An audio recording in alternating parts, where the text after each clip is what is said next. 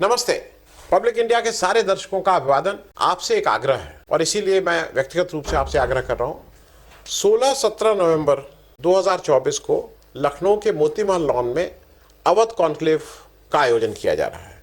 आग्रह यह है कि अवध कॉन्क्लेव को सफलतापूर्वक आयोजन के लिए धन की आवश्यकता है। हम लोग पहले इसको करते रहे हैं, दूसरे नाम से करते रहे हैं, अवध कॉन्क्लेव, लोकमत सम्मान इत्यादि इत्यादि नाम से। लेकिन इस बार अलग अलग विषयों पर डिस्कशन होगा। देश के अपने अपने स्पेशलिस्ट आएंगे और इन सबके लिए मैं एक QR कोड आपको दे रहा हूं। इससे आप ब्रोशर डाउनलोड कर सकते हैं, देख सकते हैं क्या रूपरेखा है। लेकिन आपसे फिर से एक बार अपील है कि इस आयोजन को सफल बनाने के लिए थोड़ी आर्थिक मदद करें। बहुत बहुत धन्यवाद। नमस्कार, स्वागत है आपका पब्लिक इंडिया पर। मैं हूं नीलू व्यास। आज की बड़ी खबर है, अमेरिका के 47वें राष्ट्रपति बने डोनाल्ड ट्रंप। एक बहुत टाइटली फॉट कॉन्टेस्ट जिसको हम कहते हैं, डोनाल्ड ट्रंप और कमला हैरिस के बीच में हुआ। लेकिन वो टाइट कॉन्टेस्ट एक बड़ी स्लाइड विक्ट्री की तरह तब्दील हो गया डोनाल्ड ट्रंप के लिए। अब डोनाल्ड ट्रंप के लिए लोगों ने वोट क्यों किया, इन कारणों में तो हम जाएंगे, लेकिन उससे भी ज्यादा अब भारत और यूएस के रिश्ते के बारे में समझना है। जिन मुद्दों को लेकर डोनाल्ड ट्रंप बहुत ज्यादा गार्डेड है, चाहे वो टैरिफ हो, चाहे वीजा हो, चाहे अमेरिकन जो वहां पर ऑलरेडी लोग सेटल हो गए हैं उनके डिपोटेशन हो, तो क्या अब मोदी जी की मुश्किलें बढ़ेंगी? क्या पूरे विश्व में कोलाहल बढ़ेगा डोनाल्ड ट्रंप के राष्ट्रपति बनने से? इसी को लेकर हम आज चर्चा करेंगे। हमारे साथ अंतर्राष्ट्रीय मामलों के एक्सपर्ट संजय कपूर साहब हैं और हेमंत अत्री जी हैं, वरिष्ठ पत्रकार, पॉलिटिकल कमेंटेटर और पॉलिटिकल एडिटर भी रह चुके हैं दैनिक भास्कर के। हेमंत जी, आपका भी बहुत बहुत स्वागत है। और आज की चर्चा में संजय कपूर से शुरू करती हूँ। संजय, डोनाल्ड ट्रंप क्यों जीते इसके बारे में तो मैं आपसे बाद में पूछूंगी कि क्या वो फैक्टर्स थे जिनकी वजह से वो जीते, लेकिन मोदी जी की मुश्किलें क्या बढ़ने वाली हैं? अब अपने देश में ऐसे फिजूल के वीडियोस आ रहे हैं, अभी मैंने देखा कि विनर विनर डोनाल्ड ट्रंप, साधु हैं छोटे छोटे जो सेलिब्रेट कर रहे हैं। कुछ लोगों ने पूजा तक कर डाली थी कि डोनाल्ड ट्रंप जीत जाए भाई। और कमला हैरिस हारने के लिए उनके लिए पूजा की गई थी। लेकिन सवाल ये उठता है कि डोनाल्ड ट्रंप को लेकर मोदी जी ने भी बोला कि my friend Donald Trump has one. वो सब तो ठीक है, कॉन्ग्रेचुलेशंस वगैरह, लेकिन भारत के पॉइंट ऑफ व्यू से क्या मोदी जी की मुश्किलें अब बढ़ने वाली हैं? क्या भारत की सरकार ये रियलाइज भी कर रही है? जी संजय। देखिए, मोदी जी की मुश्किलें बढ़ेंगी या घटेंगी इस पे निर्भर करेगा कि मोदी जी इनकी जीत को किस तरीके से समझते हैं। अगर ये उम्मीद करते हैं कि इनको सिर्फ फायदा ही फायदा होगा तो मुश्किलें बढ़ जाएंगी। डोनाल्ड ट्रंप की जो शख्सियत है वो अपने आप में ऐसी है कि वो हर किसी को चैलेंज करते हैं। वो कोई भी चीज़ जो उससे उम्मीद करी जाती है वो ना करके वो करते हैं दूसरी बात। और उनको किसी से प्यार नहीं सिवाय अपना जो उनका एजेंडा है, मेकिंग यूएस ग्रेट अगेन और यूएस फर्स्ट, ये सब चीज़ें करते हैं वो। उसके अंदर आप फिट होते हैं तो बात सही है, अगर नहीं होते तो बात दूसरी है। वो अकेले बैठ के एग्जीक्यूटिव ऑर्डर देते हैं। अगर आपको याद हो 2016 से 19 के बीच में जब वो राज किया उन्होंने, तो वहाँ पर व्हाइट हाउस में बैठ के वो हस्ताक्षर करा करते थे और कई सारे तरह तरह के ऑर्डर करा करते थे। उन्होंने इमिग्रेशन के ऊपर पता नहीं ऑर्डर कर दिए थे, दीवार बनाने के बीच से लेकर लोगों को हटाना, लोगों को पाबंदी लगाना। तो उन्होंने अब की बार पूरी तरीके से बता दिया है कि वो हिंदुस्तान हिंदुस्तान नहीं, अपने मुल्क के पूरी दरवाजे बंद कर देंगे और करीब 11 मिलियन उनके यहाँ इलीगल है, उनको डिपोर्ट कर देंगे। वो कह रहे हैं दुनिया का सबसे बड़ा डिपोर्टेशन होगा। तो अगर डिपोर्टेशन होता है तो उसमें हमारे भी तो बहुत सारे लोग हैं, करीब 7,500 750,000 लोग हिंदुस्तान के हैं। एक तिहाई तो हिंदुस्तान के 11 लाख में। तो अगर ऐसे बात है तो हिंदुस्तान के पास भी कोई स्ट्रैटेजी होनी चाहिए कि ऐसी जब विपत्ति आएगी कि लोग बस अब हवाई जहाज से आ रहे हैं या पैदल आ रहे हैं, जैसे आ रहे हैं, उनको किस तरीके से एब्जॉर्ब करेगी, क्या करेगी? क्या हिंदुस्तान वही करेगी एनआरसी की तरीके से, वो तरह तरह के वो बना देगी रहने के लिए लोगों के लिए बाहर? क्योंकि ये सब चीज़ें पहले से सोची जानी चाहिए, पहले से तैयारी करनी चाहिए, तभी आप डील कर सकते हैं। परंतु उसके साथ साथ है ना, मोदी सरकार को लेजिटिमेसी भी मिलेगी। जो ट्रम्प करेंगे वही करने की कोशिश करी इन्होंने कि जितने भी सो कॉल्ड लीगल है हिंदुस्तान में, तो पार्टीशन के बाद एक दफ़ा और है ना मुल्क बना है बांग्लादेश का 1971 के बाद, और उसमें भी जो सिटीजनशिप लॉज हैं उसमें फेरबदल करी गई है, रिसेंटली भी करी गई है। तो उसको हटाने का, उनको फिर शिविर में रखने का उनको एक मौका मिल जाएगा। तो यहाँ पर ना मेरे ख्याल से कोशिश तो ये होनी चाहिए कि उनसे ज़्यादा प्रभावित ना हो, कि अपना काम जो कर रहे हैं वो करते रहें, तब तो गुजारा होगा। अगर आप पूरी तरीके से उनसे प्रभावित होकर करा तो आपके लिए समस्या बढ़ सकती है। आपको प्रेरित करा जा सकता है कि आप चीन से लड़िए, अगर आप कोई सीमा तो है नहीं, वो उम्मीद करेंगे कि आप उनसे लड़िए, तो जिससे कि है ना आपको और मजबूती प्रदान करें, अमेरिका के ज़्यादा करीब आएंगे। क्योंकि उन 2020 में जो एक छोटा सा स्कर्मिश हुई थी गलवान में, वो तभी हुई थी जब है ना ये राष्ट्रपति थे। तो क्यों हुई वो, इसका कारण क्या था? तो ये सब चीज़ों के बारे में मेरे ख्याल से हिंदुस्तान की सरकार आगाह होगी, उनको पता होगा। तो इस वजह से मुझे लगता है कि सिर्फ एक ही नज़र से ना देखें, उसको इस तरीके से देखें कि हमारे लिए बहुत बड़ा चैलेंज है और इससे हमको किस तरीके से इसको संभालना है अगले 2-3 साल में, तब पता चलेगा कि कैसे ये करते हैं। हेमंत जी, अब आपके पास आती हूँ कि कल न्यूयॉर्क टाइम्स में एक आर्टिकल छपा था और चुनाव के ठीक एक दिन पहले कि अगर ट्रंप जीतते हैं तो वो लोकतंत्र के लिए बड़ा खतरा होगा। और अगर न्यूयॉर्क टाइम्स जैसा अखबार अगर इस चीज को छाप रहा है और उनके एडिटोरियल बोर्ड ने उस चीज को क्लियर किया था, तो आज भारत में जो सेलिब्रेशंस हो रहे हैं, मैं उन्हीं पर समझना चाह रही हूँ कि क्या हमारे देश में भी सोचने और समझने की शक्ति क्या लोग खो बैठे हैं? कोई वीडियो बना रहा है, कोई पूजा पाठ कर रहा है, कोई आरती उतार रहा है डोनाल्ड ट्रंप की, लेकिन लोग ये नहीं समझ पा रहे हैं कि अगर डोनाल्ड ट्रंप जीता है तो खतरा कितना बड़ा है। आज लोग समझ नहीं पा रहे हैं। भारत के पॉइंट ऑफ व्यू से आपको कितना बड़ा खतरा डोनाल्ड ट्रंप की जीत का लग रहा है? जी सर। देखिए नीलू जी, एक ये बहुत ही विचित्र स्थिति क्रिएट होगी हिंदुस्तान के लिए। मोदी जी कभी भी, जो आपने एक सवाल किया ना संजय जी से, बहुत बेहतरीन सवाल था कि भाई हिंदुस्तान के लिए क्या चुनौतियां होंगी। तो मोदी और ट्रंप में एक बेसिक जो समानता है वो ये है कि वो चुनौतियों को स्वीकार ही नहीं करते। मोदी जी की जो भी चुनौती है उस पर कोई चर्चा ही नहीं होगी देश में, उस पर किसी मीडिया में कोई बात ही नहीं होगी। सुबह से क्या चल रहा है आपने देखा, जैसे ही ट्रंप को बढ़त मिली, तमाम चैनल जो गोदी चैनल है वो क्या कह रहे हैं, आपको सुनकर हैरानी होगी। वो कह रहे हैं कि ट्रंप को हिंदू वोटों ने जिताया है, उन्होंने ये एजेंडा शुरू कर दिया है। क्या जो कमला हैरिस थी, क्या वो हिंदू नहीं थी? क्या उनकी माँ हिंदू नहीं थी? क्या वो भारतीय मूल की नहीं है? तो ये एक खास तरह का नैरेटिव है जो हिंदुस्तान में भी है, दक्षिणपंथी जिसको आप कहते हैं, अमेरिका में भी है, और ये वर्ल्ड ओवर फिनोमेना भी है। इसको आपको स्वीकार करना पड़ेगा। ये नए वर्ल्ड ऑर्डर की सच्चाई है कि बहुत सारे क्षेत्रों के अंदर जो कॉर्पोरेट प्रायोजित राजनीति है, और जो ट्रंप साहब हैं उनको कोई राजनेता नहीं बोल सकता। राजनेता तो बाय डिफॉल्ट है, बेसिकली वो एक उद्योगपति है, और उद्योगपति भी ऐसे महान उद्योगपति हैं जो पता नहीं कितनी बार खुद को बैंकरप्ट भी घोषित कर चुके हैं और टैक्स नहीं देते, और खुद ये कहते हैं कि I am smart enough not to pay taxes. तो ऐसे व्यक्ति को केवल अमेरिका में ही राष्ट्रपति चुना जा सकता है, और किसी देश के अंदर तो बहुत बड़ी डिस्क्वालिफिकेशन हो जाएगी अगर आप मेरिट्स पे और एथिक्स की बात करेंगे। तो सच्चाई तो यही है। अब जो आपने कहा कि साहब न्यूयॉर्क टाइम्स क्या कह रहा है, बाकी सारे क्या कर रहे हैं, ये तो पूरी दुनिया को दिख रहा है कि ट्रंप की जो पूरी पर्सनैलिटी है वो एक मर्क्यूरियल पर्सनैलिटी है। एक पल वो आपके साथ बात कर रहे हैं, दूसरी पल वो आपको झिड़क भी सकते हैं, तीसरे पल वो किसी को गले भी लगा सकते हैं, चौथे बार में वो बातचीत बंद कर सकते हैं। और वो ऐसा मेरे और आपके साथ नहीं कर सकते, वो राष्ट्राध्यक्ष के साथ ऐसा कर चुके हैं एक से ज्यादा बार। तो उनका जो कंसंट्रेशन स्पैन है वो ना के बराबर है, वो सुनना जानते ही नहीं है, केवल वन वे कम्युनिकेशन है, जो वो कहते हैं वही फाइनल है। अब आपने कहा कि साहब किस तरह की चुनौतियां, पहली बात तो जैसे मैंने कहा कि मोदी जी की जो भी चुनौतियां हैं उनको किसी भी चैनल पे मीडिया में दिखाया ही नहीं जाएगा, चाहे वो अमेरिका की बात हो। हाल ही में आपने चाइना के साथ जो भी समझौता हुआ है बॉर्डर पे, ये समझौता कह रहे हैं, वो उस पर कुछ बात ही नहीं कर रहे चाइना वाले, ये खुद ही अपने आप में चौड़े हुए फिर रहे हैं। तो मोदी जी की सियासत और उनकी सियासत एक खास तरह की सियासत है, उसमें कोई बहुत ज्यादा भेद नहीं है, प्रोपेगेंडे की सियासत जिसको आप बोल सकते हैं। लेकिन जो असली चुनौतियां हैं, जैसा कपूर साहब ने कहा, उसको अगर आप खोलेंगे तो बहुत बहुत ही भयावह चुनौतियां हैं नीलू जी।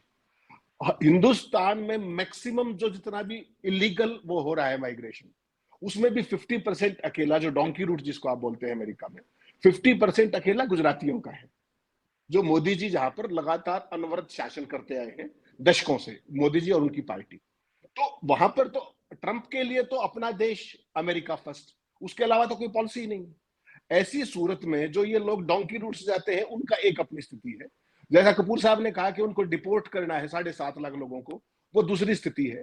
मोदी जी उसको नहीं मानेंगे। जैसे अभी हाल ही में एक जहाज भर के आया वहां से, किसी ने ये नहीं बताया कि उस जहाज में कौन थे, कहाँ के लोग थे, वो कहाँ से टेक ऑफ हुआ, हिंदुस्तान में कहाँ उतरा, कौन लोग डिपोर्ट हुए। तो ये नई किस्म का नैरेटिव हिंदुस्तान में है जो सच्चाई को बाहर नहीं आने देता। तो उतनी दोस्ती वो निभा देंगे जहां तक मोदी जी का सवाल है, टू सम एक्सटेंट। लेकिन चुनौतियां इससे कहीं बड़ी और भयावह हैं। ट्रंप का जो शासन है वो भारतीय जो प्रोफेशनल्स हैं, जो बहुत ही रेगुलर लीगल रूप से जाते हैं, उनके अप्रवासन की बात, उनकी शिक्षा की बात, उनकी सुरक्षा की बात, उसको सीधे सीधे तौर पे प्रभावित करेगा। और जैसा कपूर साहब ने कहा, जो अराजकता है ना, वो अराजकता केवल अमेरिका तक सीमित नहीं रहेगी। पूरे अमेरिका के अंदर आपको एक खास तरह का माहौल मिलेगा। और वो क्या है? जो एक खास तरह के वर्ग को वो रिप्रेजेंट करते हैं, वो रिप्रेजेंट कौन है? हिस्पैनिक्स हैं और दूसरे जो जिनके खास तौर पर उनका एक झुकाव है, उनके सारे कठोर नियंत्रण प्रवासियों पर करेंगे वो। अमेरिका फर्स्ट, संरक्षणवाद जिसको प्रोटेक्शनिज्म कहते हैं आप, कि अमेरिकन को ही ज्यादा रोजगार, अमेरिकन के लिए सारी पॉलिसी, उसके बाद कुछ बचा तो बाहर वाले लोगों के लिए, उसके बाद छात्रों और पेशेवरों के लिए जो ऑफिशियली जाते हैं, जो लीगली जाते हैं, उनके लिए किस तरह की नीतियां बनाएंगे, उनके लिए जो H1B वीजा है या जो स्टूडेंट वीजा है वो ज्यादा और ज्यादा पेचीदा तो नहीं हो जाएगा, उनके वेतन पर तो कोई इस तरह का बैन नहीं लग जाएगा, एक खास तरह की रुकावट जो है। वो तमाम तरह की चीजें, टेक्नोक्रेट्स, हमारे बहुत सारे मेडिकल प्रोफेशनल्स वहां पर जाते हैं, तमाम तरह के स्टूडेंट्स जाते हैं, उन सब के साथ ट्रंप का क्या नीतियां रहेंगी, ये हिंदुस्तान, क्योंकि हिंदुस्तान मैक्सिमम जो मैन पावर है वहां पर, टेक्निकल फील्ड के अंदर भी, AI के फील्ड के अंदर भी, कंप्यूटर के अंदर भी, तमाम फील्ड्स के अंदर और हेल्थ के फील्ड के अंदर भी हिंदुस्तानियों का एक बहुत बड़ा योगदान है। वो सब एक बहुत बड़ी चुनौती के तौर पर आएगा। और ये केवल दिक्कत सबसे बड़ी क्या है कि ट्रंप साहब का जो मल्टीकल्चरिज्म है उसमें भरोसा ही नहीं। वो तो एक खास तरह के वर्ग को रिप्रेजेंट करते आए हैं और ना कोई उनका वैश्विक दृष्टिकोण है। अमेरिका ने ईरान के साथ समझौता किया था, उनका हम नहीं मानते इसको। पर्यावरण के लिए जो समझौता किया था उनका हम नहीं मानते, ये सिंपली वॉकड अवे कर लीजिए, आप क्या करेंगे। उनका टैरिफ को लेकर वो मोदी जी से भी भिड़ चुके हैं। उनकी जो बाइक है, उन्होंने कहा कि देखिए इतना बड़ा टैक्स, हिंदुस्तान में सबसे बड़ा टैक्स लगता है। वो ही कैन से एनीथिंग, और वो तो कह देते हैं और हमारे पास तो जवाब देने की भी स्थिति नहीं, क्योंकि हमारे प्रधानमंत्री तो सवालों के जवाब ही नहीं देते, उनसे कोई सवाल पूछता ही नहीं है। यहां पर आकर भी अमेरिकन जो प्रेसिडेंट आए बाइडेन साहब, उनकी भी प्रेस कॉन्फ्रेंस नहीं होने दी। तो समस्या क्या है? जब आपने कहा कि किस तरह की चुनौतियां आएंगी, चुनौतियां तो पहले भी आई थी 2020 तक भी, जो उनका पिछला टर्म था, और चुनौतियां अब भी आनी निश्चित है। लेकिन क्या मोदी जी उन चुनौतियों को स्वीकार करते हैं? उनकी सबसे बड़ी है कि वो इसको स्वीकार ही नहीं करते हैं।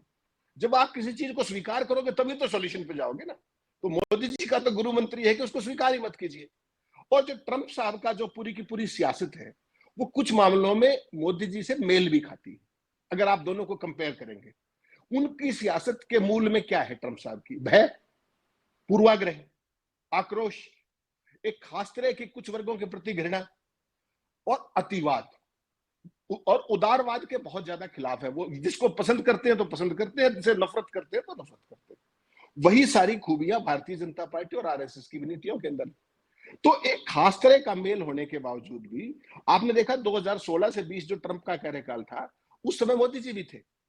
उस समय जैसे कपूर साहब ने कहा कि जब गैलवान हुआ और वो सारी चीजें हुई, तब ट्रंप साहब ही शासन में थे ना, तो क्या कर लिया था? तो बेसिकली ट्रंप के लिए केवल मैं, मेरा और मैंने और अपना देश, उसके अलावा उनको दुनिया में किसी से कोई मोहब्बत नहीं है। He is completely professional to that extent. और हिंदुस्तान अपनी सवारी, जिसको कहते हैं ना हम देसी भाषा में, कि सवारी अपने सामान की खुद जिम्मेदार है। तो हिंदुस्तानियों को अपनी सारे हितों के लिए किस तरीके से वो टेक्टिकली डील करेंगे, ये बहुत महत्वपूर्ण होगा। क्योंकि दिक्कत क्या है कि ट्रंप के साथ आप गंभीर बातचीत नहीं कर सकते। He is a very casual personality. बिल्कुल बिल्कुल। कंसंट्रेशन स्पेन 5-4 मिनट का ही है, 6ठे मिनट में तो झिड़क देते हैं। तो ये सारी एक अजीब तरह की चुनौतियां हैं जिनसे पार पाना बहुत मुश्किल काम है। और उन चुनौतियों को समय रहते स्वीकार करके और उनको साइड स्टेप करके कैसे अपना काम निकालना है, ये भारतीय डिप्लोमेट्स को अभी से सोचना पड़ेगा। और सिंपल बात यह है कि मोदी जी की जो टर्म है, तीसरी टर्म शुरू हो गई है, उन्होंने पूरी विदेश नीति को पॉलिसी आधारित ना करके पर्सनैलिटी आधारित और इवेंट आधारित कर दिया है, जिसमें इश्यूज खत्म कर दिए गए हैं। पूरे वर्ल्ड में आप कहीं भी देखिए, कहीं कोई विदेशियों दूसरे देशों के साथ हमारे संबंधों को लेकर के मोदी जी जहां जहां दुनिया के विश्व भ्रमण पे जाते हैं, कभी आपने पॉलिसीज पे बात नहीं देखी होगी, कभी आपने एग्रीमेंट्स पे बात नहीं देखी होगी। मोदी जी का स्वागत किया भारतीय समुदाय ने, मोदी जी ने ये किया, मोदी जी ने वो किया, लेकिन पॉलिसीज पे बात कभी नहीं आती। तो वो सारी चीजें अब देखनी पड़ेंगी। और अमेरिका के मामले में ट्रंप का राष्ट्रपति बनना भारत के लिए बहुत बड़ी चुनौती है, ये आप निश्चित मान के चलिए। लेकिन जो आपने आपने बहुत महत्वपूर्ण बातें कही हैं, लेकिन इसी सवाल जो बातें आपने जो बिंदु उठाए हैं उसी से अगला पॉइंट भी जुड़ा हुआ है कि नीतियों पर, अपने एग्रीमेंट्स पर क्या हमारी सरकार, हमारे डिप्लोमैट्स, हमारे प्रधानमंत्री क्या डोनाल्ड ट्रंप से सवाल पूछने की हिम्मत रखेंगे, जब एक ऐसे देश में जहां पर उनका भजन हो रहा है, उनकी कीर्तन हो रहा है। मुझे तो यही नहीं समझ में आ रहा है कि आज भारत में भजन क्यों गाए जा रहे हैं, पूजा क्यों हो रही है ट्रंप को जीतने के बाद, हम क्या दिखाने की कोशिश कर रहे हैं। संजय, पहला तो मेरा आपसे यही सवाल है, मुझे थोड़ा सा आश्चर्य हो रहा है, साधु संत, नॉर्मल लोग, ट्रोल आर्मी सब लग गए हैं बिल्कुल जैसे कि डोनाल्ड ट्रंप नहीं जीत गया, पता नहीं कौन जीत गया है। इस तरीके का एक एटीट्यूड क्यों नजर आ रहा है, और हमें क्या इसकी भत्सना नहीं करनी चाहिए? अभी अभी तक मैंने किसी भी प्लेटफॉर्म पे देखा नहीं है इस चीज को लेकर बातचीत करते हुए, लेकिन डोनाल्ड ट्रंप अमेरिका के राष्ट्रपति बने हैं, ऐसा लग रहा है कि वो भारत के प्रधानमंत्री बन चुके हैं। सेलिब्रेशन इस तरीके का हो रहा है। बड़ी दुर्भाग्यपूर्ण बात है ये इस तरीके की, यहाँ पर पूरी तरीके से लोग बाग लग गए हैं, क्योंकि उनको लग रहा है कि इनकी जो नीतियाँ हैं डोनाल्ड ट्रंप की, वो हमारे मोदी जी से मिलती जुलती हैं। उनकी सोच और उनके चाहने वालों की जो जमात है तकरीबन मिलती है, तो सोचते हैं कि हिंदुस्तान को इजाफा फ़ायदा होगा और उनके जो भी कुछ उनको जो वर्ल्ड इन्फ्लुएंस है हिंदुस्तान का उनके रहते बढ़ेगा। पर जैसा कि हमारे मित्र हेमंत अत्री जी कह रहे थे कि एक बहुत बड़ी गलतफहमी है कि इस गलतफहमी से निकलना चाहिए। मैं कुछ चीज़ों का, शब्दों का इस्तेमाल नहीं कर रहा हूँ, परंतु यहाँ पर जो सबसे महत्वपूर्ण बात यह है कि आप चाहते क्या हैं। आपने गल्फ के अंदर जो बहुत बड़ा एक युद्ध चल रहा है उसको रोकने के लिए पिछली वाले प्रशासन ने कुछ खास नहीं करा। इनफैक्ट हर तरीके से मदद करी, कई सारे लोग मरे, 43,000 लोग तो गाज़ा में ही मर गए, बाकी लोग और भी लेबनान में मरे हैं। तो इसका भी एक आक्रोश था और घूम फिर के ये कुछ हद तक इस सरकार के खिलाफ गया जो कि व्यवस्था में थी बाइडेन और इसकी। तो यहाँ पर ये ट्रंप जी आने के बाद वो युद्ध रुकेगा नहीं रुकेगा इसका कुछ पता नहीं, क्योंकि उनको भी लगाव है तो इजराइल और इजराइल से संबंधित जो भी रणनीति होती है उससे। तो वो इन्होंने पहले एक अब्राहम एकॉर्ड करा था जिसमें आपको याद होगा यूएई और सऊदी अरेबिया को लाने की कोशिश थी। सबसे बड़ी जो मुहिम है सऊदी अरेबिया और सऊदी अरेबिया और इसको इजराइल को जो के साथ दोस्ती करने की, और सऊदी अरेबिया ने कह दिया है कि जब तक युद्ध नहीं रुकेगा तब तक वो रुकेंगे नहीं, वो दोस्ती नहीं करेंगे। पर मुझे लगता है कि कई सारे जो अड़चनें थी इनके जीतने के बाद कुछ हद तक ख़त्म हो जाएंगी। तो राजनीति और विदेश नीति पे बहुत बड़ा प्रभाव पड़ेगा इनका, और मोदी जी और हिंदुस्तान की जो विदेश नीति है वो भी कुछ हद तक पीछे पिछलग्गू जैसी है और उम्मीद करती है कि इनको फ़ायदा होगा। पर जब तक हमें अपने हित के बारे में ज्ञान नहीं होगा तब तक इनके साथ जुड़ने से कोई संबंध नहीं, कोई मतलब नहीं है। क्योंकि जब जिस तरीके से चीन ने हमारे ऊपर आक्रमण किया था 2020 में, तो ये साबित हो गया था कि उनकी तरफ से कोई ख़ास हमें मदद नहीं मिली थी और वो उम्मीद कर रहे थे कि हमारा रिटेलिएशन होगा। अक्लमंदी करी कि हमने रिटेलिएट नहीं करा, नहीं तो बहुत बड़ी समस्या हो जाती है, हम पूरी तरीके से युद्ध में हमको झोंक दिया जाता। पर आने वाले दिनों में कुछ पता नहीं क्या होगा, और ये भी संभावना है कि ब्रिक्स वगैरह का जो फॉर्मेशन है उसको तोड़ने की कोशिश होगी। अब आपने देखा ब्राज़ील ने BRI को उसको वो कर दिया, से इग्नोर कर दिया। उन्होंने कहा कि हम BRI के हिस्से नहीं बनेंगे।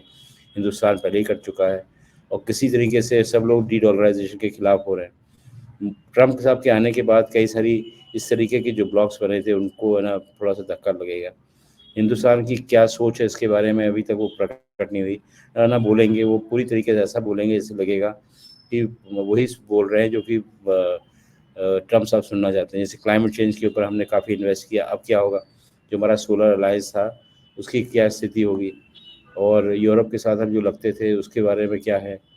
यूरोप का डीवैल्यूएशन होगा, तो ये क्योंकि हर किसी को उम्मीद है, और चीन के साथ कुछ है ना ज़्यादा ये तेवर दिखाएंगे। तो चीज़ें इसमें कई सारी हैं जो जुड़ी हैं, तो इसलिए बाकी मैं उम्मीद करता हूँ कि अत्री जी इसको आगे ले जाएंगे। ठीक है, लेकिन अब जो हालात है हेमंत जी, क्या ये कहना सही होगा और क्या ये सवाल करना सही है कि ट्रंप की जीत का मतलब है कि पूरे विश्व में केओस, पूरे विश्व में कोलाहल, पूरे विश्व में हाहाकार, क्योंकि अनसर्टेनिटी बढ़ गई है। ये आदमी कुछ भी कर सकता है, कुछ भी बोल सकता है, कोई भी पॉलिसी डिसीजन ले सकता है। किसी और देश का क्या हित है वो उसके दिमाग में नहीं है। उसको America first, will make America great, इसके अलावा तो कोई और चीज दूसरी तीसरी है नहीं उनके दिमाग में। तो फिर आज हम बेवकूफों की तरह बैठ के सेलिब्रेट कर रहे हैं ट्रंप की विक्ट्री, लेकिन साथ में जनता ये नहीं सोच रही है कि किस तरीके की मुसीबत आने वाली है ट्रंप की जीत के बाद। जी हेमंत जी। देखिए, ये जो नीलू जी कोई नई चीज नहीं है। आप ये देखिए कि अमेरिका के चुनाव को लेकर के वहां पर उतना बड़ा सेलिब्रेशन नहीं हो रहा जितना हिंदुस्तान के अंदर एक वर्ग खास तरीके का जो सुबह से कोलाहल में है, और आज से नहीं पिछले 3-4 दिन से है। और कल तक उनका बड़ा इंटरेस्टिंग था कि उधर से अगर कमला जीतेंगी तो वो भी हिंदुस्तानी है, ट्रंप जीतेंगे तो वो तो मोदी जी के दोस्त ही। एकदम उन्होंने कमला हैरिस को एकदम डिसोन कर दिया, as if she doesn't exist at all, और as if she has not contested the election. एक तरीके से इसको कहते हैं डिसओन कर दिया। ये एक खास तरह की वो चीज है। अमेरिका के चुनाव, राष्ट्रपति का चुनाव, इसमें कोई शक नहीं है कि पूरी दुनिया के सबसे ताकतवर पद के लिए होने वाली एक बहुत बड़ी इंटरनेशनल एक्साइज है, और इसके ऊपर सारी दुनिया की निगाहें रहती हैं। आज से नहीं, सदियों से रहती है, ये दशकों से रहती है ये। और खासतौर पर जब से यूनिपोलर वर्ल्ड हुआ है तब से ज्यादा, क्योंकि पॉलिसी वर्ल्ड ओवर वो प्रभावित करते हैं। लेकिन ये पहली बार आप देख रहे होंगे कि हिंदुस्तान की जनता हिंदुस्तान के इशू से ज्यादा अमेरिका के राष्ट्रपति कौन होगा, ट्रंप के होने के बाद जो सेलिब्रेट कर रहे हैं। इतना तो उन्होंने शायद मोदी जी की तीसरी टर्म को भी सेलिब्रेट नहीं किया। उस दिन तो उनका बुखार उतरा हुआ था कि भाई 480 आई थी, 240 आ गई, ये तो बड़ी गड़बड़ होगी। बिल्कुल। तो ये बेसिक, अच्छा आप यूरोप में देख लीजिए, वो नजर जरूर रख रहे थे, नहीं, लेकिन ये इससे कई ज्यादा लोग कुछ नहीं। इनफैक्ट जो आप ये बात कह रहे हैं, आज कई लोग ने सोशल मीडिया पर भी इसको लिखा है कि आज तो ऐसी फीलिंग हो रही है ट्रंप की जीत को देखकर जैसे कि मोदी जी को 400 से ज्यादा सीटें मिल गई हैं। जी नहीं, मैंने वो नहीं पढ़ा। मैं तो एक जी। स्वतः जो एक रिएक्शन होता है उस पर बेसिकली देखिए सारी दुनिया की नजर है, लेकिन कहीं पर इस तरह की चीज नहीं है जो हिंदुस्तान के अंदर एक खास वर्ग कर रहा है, और उस वर्ग को पढ़ा दिया गया है कि तुमने करना ही ये है। आपको ध्यान होगा पिछले चुनाव के अंदर जब राष्ट्रपति ट्रंप हारे थे, उस समय जो पिछला जब हारे थे 2020 में, उससे पहले अपने मोदी जी ने उनके साथ रैली की थी, अब की बार ट्रंप सरकार, और वो चुनाव हार गए थे। चुनाव तो इस बार भी लड़े, लेकिन इस बार तो मोदी जी ने रैली नहीं की और ऑफिशियली उनको एंडोर्स भी नहीं किया। खासतौर पर उनके जो चेले हैं वहां पर वो कोशिश कर रहे होंगे अपने स्तर पर, लेकिन सोचना तो ये भी पड़ेगा कि एक भारतीय मूल की बेटी का चुनाव हराने का, जब आप ट्रंप को सेलिब्रेट करते हैं ना, तो उसको आइसोलेशन में मत देखिए। वो भारतीय मूल की बेटी की हार भी है, बिल्कुल इसको क्यों बिल्कुल भूल रहे हैं आप? और बिल्कुल। उसको कौन सेलिब्रेट कर रहे हैं? तो एक ये खास वर्ग पैदा हो गया है जो एक खास इशारे पर तमाम तरह की चीजें करता रहता है। लेकिन असली दिक्कत क्या है इसमें कि जो ट्रंप साहब का जो नजरिया है ना, वो समावेशी नहीं है। अपने देश के अंदर भी, अपने देश में भी एक खास वर्ग के प्रति उनका नजरिया और है, जैसे मोदी जी का है, और दूसरे वर्ग के लिए उनके अंदर एक खास तरह का वो है, और उसी भय को बेच करके वो दोबारा सत्ता तक पहुंचे। और ये अमेरिका के अंदर एक ये बहुत बड़ी घटना है। अमेरिका में आज तक महिला राष्ट्रपति नहीं हुई, और मजेदार बात एक और भी है, इसको संयोग कहिए या प्रयोग कहिए, जो भी कहिए, 2 बार ट्रंप जीते हैं और दोनों बार महिला प्रत्याशियों को ही हरा के। पिछली बार हिलरी क्लिंटन को हराया था और इस बार कमला हैरिस को हराया है। तो ये एक और भी चीज का इशारा करती है कि अमेरिका के समाज में खासतौर पे 2 वर्ग, अश्वेत और हिस्पैनिक्स, वहां आज भी जो सोच है लोगों की वो पितृसत्तात्मक है। महिलाओं के प्रति कितना प्रोग्रेसिव स्टेट होने के बावजूद, इतना शिक्षित राज्य देश होने के बावजूद भी महिलाओं के प्रति के वो उनकी कमांडर इन चीफ हो सकती है, वो एक सवाल है कहीं ना कहीं। और दूसरी सबसे बड़ी बात क्या है कि जो इंक्लूसिविटी की बात होती है, क्या ट्रंप साहब वो लेकर आ पाएंगे? क्या दूसरे टर्म में उन्होंने पिछली बार से कुछ सीखा होगा? इसका जवाब है ना, क्योंकि ट्रंप साहब सीखने के लिए नहीं आए हैं। ट्रंप साहब की एक सोच है, एक विजन है, एक नजरिया है, और उसी के जरिए वो अपनी नीतियों को संचालित करते हैं। रात को उनको कोई सपना आता है और वो एक पल में उसको लागू करने पे जुट जाते हैं।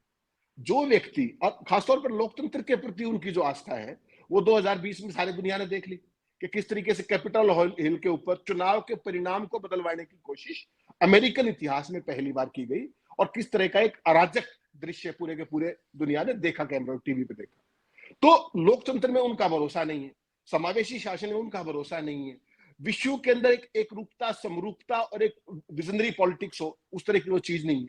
खुलकर तमाम चीजें कहते हैं, इनके साथ और इनके विरोध में हो।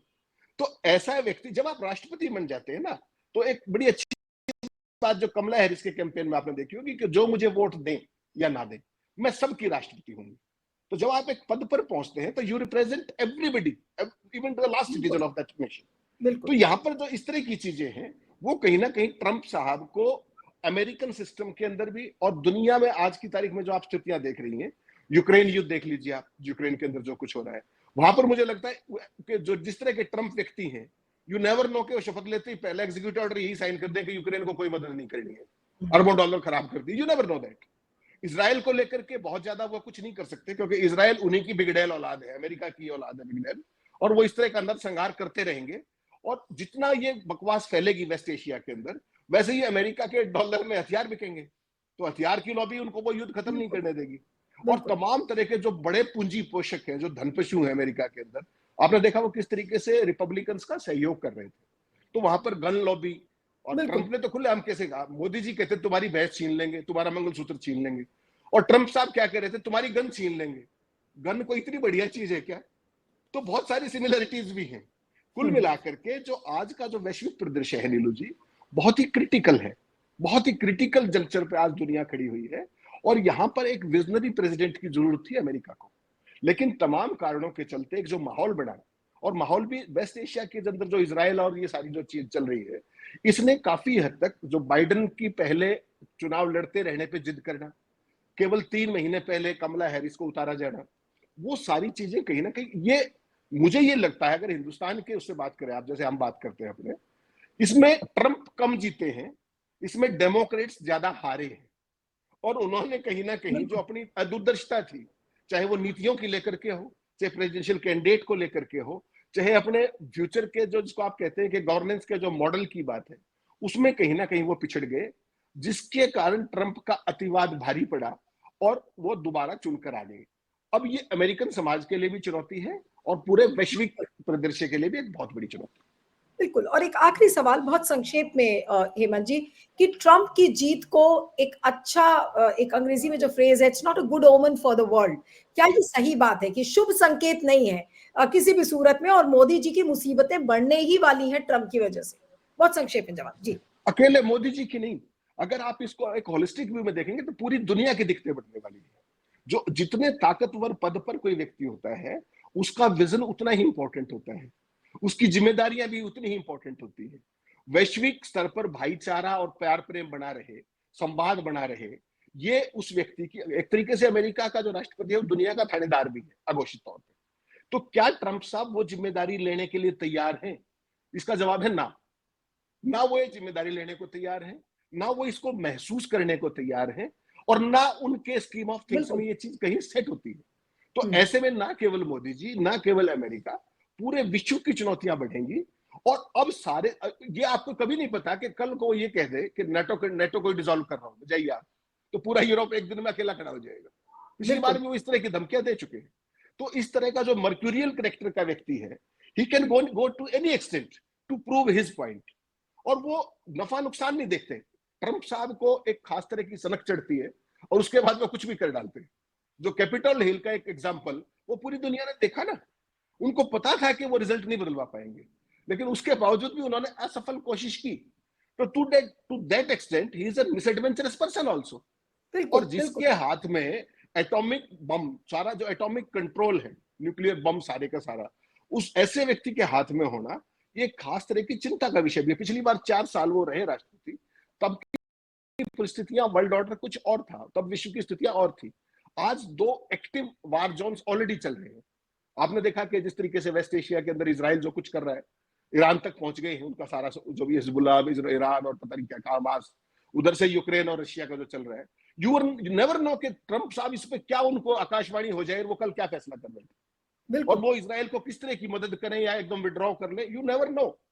तो इस तरह का व्यक्ति जो, जिसको आप हिंदी में कहते हैं अस्थिर चित्त, जिसकी कोई एक नीति तो है ही नहीं, जिसका चित्त भी अस्थिर है, और जो बहुत ज्यादा सुनने में भरोसा नहीं करता, तो ऐसा व्यक्ति मौजूदा दौर में बहुत खतरनाक हो सकता है, पूरी वैश्विक शांति के लिए भी, वर्ल्ड ऑर्डर के लिए भी। और मुझे तो चिंता है कि पूरा क्षेत्र जो वेस्ट एशिया, यूक्रेन वाला और दुनिया के अंदर पहले ही अराजकता की स्थिति थी, और ट्रंप के आने से वो बढ़ेगी, घटेगी नहीं, ऐसी मुझे आशा। नहीं, बहुत महत्वपूर्ण पॉइंट्स आपने रेज किए हैं और आई एम ग्लैड कि आज इस प्लेटफॉर्म पर कम से कम हम इस पूरी चीज को बता तो रहे हैं। आज कितने प्लेटफॉर्म्स ऐसे हैं, सुबह से आप देख लीजिए, कोई एक ऐसा प्लेटफॉर्म नहीं है जो कि ट्रम्प के की भजन कीर्तन में ना लगा हो और ये बताने की कोशिश कर रहा हो जैसे कि अरे मोदी जी ही आज जीत गए हैं। पूरी आप ट्रोल आर्मी को उठा के देख लीजिए किस तरीके का सेलिब्रेशन चल रहा है। तो कोई तो लॉजिक, कोई तो सेंस, किसी सैनिटी की बातचीत होगी। इसीलिए मैं कह रही हूँ कि इस वीडियो को ज्यादा से ज्यादा वायरल करें, ज्यादा लोग सुने और समझे कि ट्रम्प की जीत पूरे विश्व के लिए कितना बड़ा खतरा है। और ये जो दो एक्सपर्ट्स को जिनको आपने सुना, इन्हीं के वीडियो को प्लीज आप और आगे बढ़ाएं ताकि लोग सुने और समझे कि ट्रम्प कितना बड़ा खतरा है। आपका बहुत बहुत शुक्रिया Hemant ji, thank you so much. और संजय जी ने मुझे बीच में मैसेज किया कि उनकी तबीयत थोड़ा सा खराब हो रही थी तो वो चले गए, तो संजय को भी thank you so much. Thank you Hemant ji, thank you once again.